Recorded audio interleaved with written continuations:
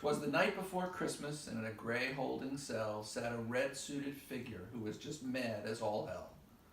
"Get me out of here this instant," he emphatically railed. "I've got a Christmas to deliver, and I've never, ever failed. There are millions of folks who hold out hope all the year that at least this one day will bring goodness and cheer." "Pipe down, you old coot," shouted the INS guard. "You're not crossing our border without at least a green card. And even that might not do if your nationality's been banned. Trump's travel restricts many from our promised land." Santa cried, "You must know that I'm not here to stay. I'm just making some visits, a few million a day. Me and my reindeer are just passing through. Once deliveries are done, we'll be gone with nary a clue." "Not a chance, Gramps. The federal regs are quite clear. Your undocumented status means you've no right to be here. The Donalds decreed we must deport the likes of you if we want to keep safe the old red, white, and blue." "You're all mad," shouted Santa. "How can you follow this fool? He knows nothing about living by the old golden rule. He has cheated and lied to build his empire of greed, and you better watch out. Please don't follow his lead. Kindness and love are the values we must all learn to cherish, 'cause the Trumps and their cronies could care less if we perish." "I've had enough of your whining," grumbled the guard as he passed. "So button your lip or I'll taser your ass." Then all of a sudden there was a great crashing sound, and the walls of the cell came a-tumbling down. Santa shot up with a start, rubbed his eyes with astound, but through the cloud of debris he could hear a familiar old sound. It was the clatter of hooves, and a bright light lit the way. Rudolph's shining red nose led Santa right to his sleigh. The guards drew their weapons and fired a loud warning shot, yelling, "Stop that red-suited guy! Escape he must not!" But in a wink and a flash, a reindeer raced towards the skies, but they were taking Santa back home for the greatest surprise. "Whoa! Turn this sleigh around! We must get started post-haste. There are so many stops to make this night, and there's no time to waste." The sleigh was jam-packed with sacks, so stuffed they almost burst their stitching. But even stranger than that, each one seemed to be twitching. "What kind of holiday presents are these? What's my workshop created? Or is this some practical joke my mischievous elves perpetrated?" "Just sit back and relax," Rudolph said with a grin.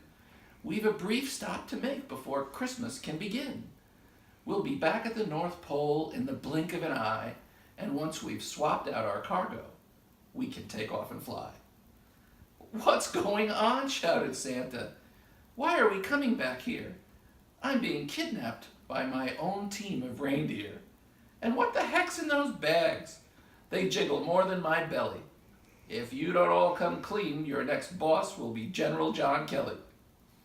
Once the sleigh had touched down, elves began unloading their freight, lined up sacks in the snow, and they just couldn't wait to show Santa just how clever their scheme, for they had hatched a plan that even Democrats couldn't dream. So they opened a bundle and cried, "Santa, please take a peek." And as he peered into the bag, he almost fell out of his seat. He knew in a flash that overcombed hairdo and the bright orange coif that belonged to guess who. And as each sack was opened, out popped another one of Trump's monkeys, as well as a host of Republican flunkies. Pence, Bannon, Jeff Sessions, to name just a few. Flynn, Kushner, Kellyanne, and Don Jr. too. Reince Priebus and Huckabee Sanders got snagged. Even Paul Ryan and McConnell got stuffed in a bag. There were some 300 bags full of congressional trash, as well as Sean Hannity and the whole Fox News cast. We've drained this Washington swamp of its worst alligators by stuffing these bags with all those liars and traitors. We wanted to give a huge Christmas to the nation so that Congress might enact some sane legislation.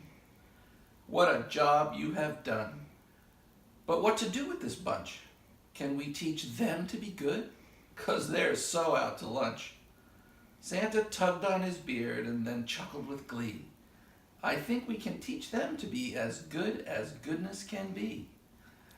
Let's give them a dose of their own brand of charity, show them what life would be like under Trump with great clarity. I would have given them each a simple lump of black coal if I thought they'd impeach this ridiculous troll. He's a bigot, a tyrant, and a misogynist cracker who can tell more lies in a minute than the best Russian hacker. So I must give them a gift that they will soon not forget, a mine of their own where they can work up a real sweat. And once they've dug enough coal to know how hard labor can be, maybe then, only then, can they return to D.C. Once they truly understand the difference between naughty and nice, and have a plan for our country without corruption or vice, and make the welfare of mankind their highest priority, I just might allow them to resume legislative authority.